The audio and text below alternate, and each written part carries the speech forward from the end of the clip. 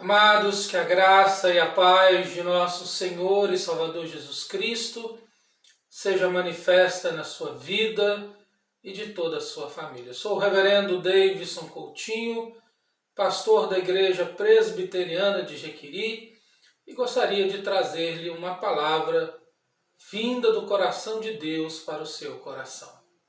Para tal, convido a ler o que está registrado em João, no seu capítulo 4, versículo 24, onde Jesus, em conversa com a mulher samaritana, ao ser questionado a respeito do lugar da verdadeira adoração, se seria no Monte Gerizim, onde os samaritanos adoravam, ou em Jerusalém, onde os judeus adoravam, ele respondeu: Deus é espírito e importa que os seus adoradores o adorem em espírito e em verdade. E essa adoração a qual Deus requer de seus adoradores, que deve ser sobre a égide da palavra do Senhor e sobre a influência do Espírito Santo, remete-nos ao fim para o qual o homem foi criado. Não existe nada mais frustrante do que nos vermos fora do propósito para o qual existimos. Um dos símbolos de fé históricos da Igreja Cristã, o Catecismo de Westminster, traz em sua primeira pergunta a questão acerca do propósito principal para o qual existe o homem. E a resposta a essa pergunta é que o fim principal do homem é glorificar a Deus e gozá-lo para sempre. Veja que nesta resposta aprendemos que o homem não está no mundo por acaso, nem entregue a uma vida sem significado.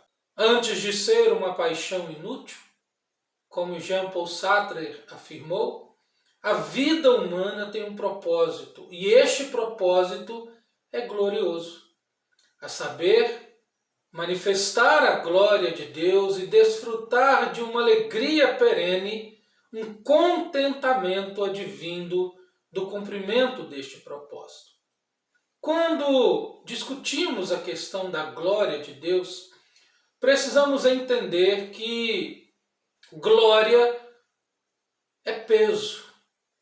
Quando nós falamos que Deus é um ser glorioso, estamos dizendo que existe em Deus glória suficiente para que Ele não apenas se baste, mas para que nós, criaturas feitas para o louvor de sua glória, possamos orbitar em torno de sua presença gloriosa. Com perfeição, João Calvino definiu que a glória de Deus é conhecê-lo como Ele é. A manifestação da glória do Senhor está no fato de sermos, a cada dia, levados a um conhecimento correto de sua pessoa, de seus atributos, de sua santidade, de sua perfeição, justiça, bondade, enfim.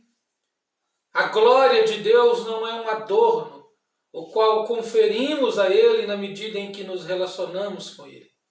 A glória de Deus se manifesta na medida em que o conhecemos mediante a sua revelação e pelas coisas que foram por Ele criadas, tal qual Ele é.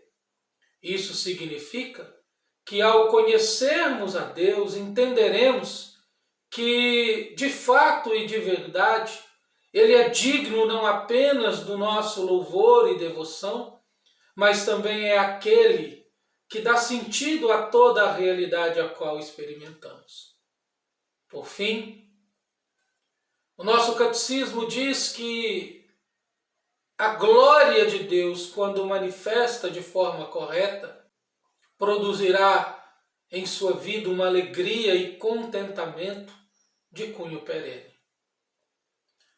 Glorificamos a Deus na medida em que encontramos nele a fonte da nossa alegria, o motivo da nossa adoração e o contentamento para a nossa alma.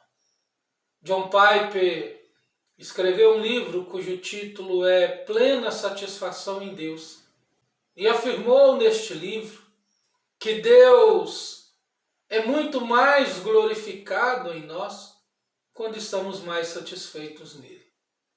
Agostinho, na mesma linha de raciocínio, afirmou: criaste-nos para ti mesmo, ó Deus, e o nosso coração só encontrará sossego quando descansar em teus braços de amor. Veja que, ao cumprirmos o propósito para o qual fomos criados, ou seja, vivermos para o louvor de sua glória, encontramos pleno sentido e alegria nas demais coisas. Não existe nada mais frustrante do que tentar encontrar a glória e a saciedade que existe apenas em Deus em coisas efêmeras, como a estabilidade material, familiar e pessoal. Enquanto lutamos por essas coisas, enquanto empreendemos na vida métodos para que sintamos-nos estáveis, a vida escorre entre os nossos dedos. O tempo passa rapidamente e nós voamos. Todas essas coisas são lícitas, são desejáveis, são coisas que devemos buscar e desfrutar com alegria. O problema é fazermos destas coisas o motivo da nossa existência. É vivermos para elas como um fim em si mesmo. Mas a verdade é que quando desfrutamos destas coisas, à luz de um relacionamento de intimidade e comunhão com Deus, tiramos o melhor proveito da nossa vida, das coisas que administramos, e passamos a ter um contentamento que não se dá apenas nas circunstâncias, mas além das mesmas.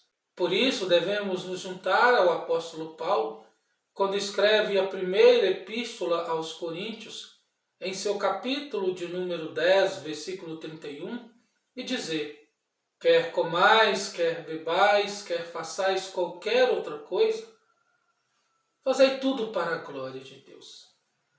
A verdade é que tudo aquilo que escolhemos fazer ou rejeitamos fazer, devemos fazer ou nos abster, movidos pelo anseio de ver a glória de Deus se manifestar, de revelarmos a sua bondade, santidade, justiça e glória, como é.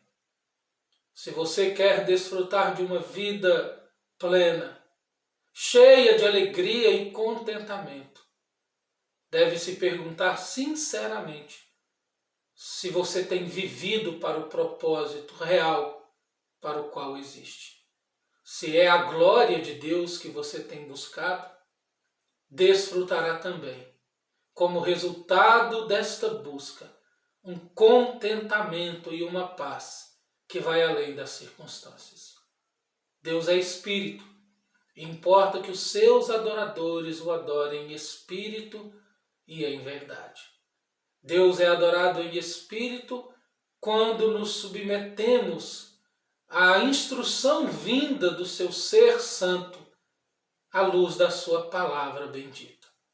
Deus é adorado em verdade quando conformamos a nossa vida à sua revelação objetiva, a Sagrada Escritura.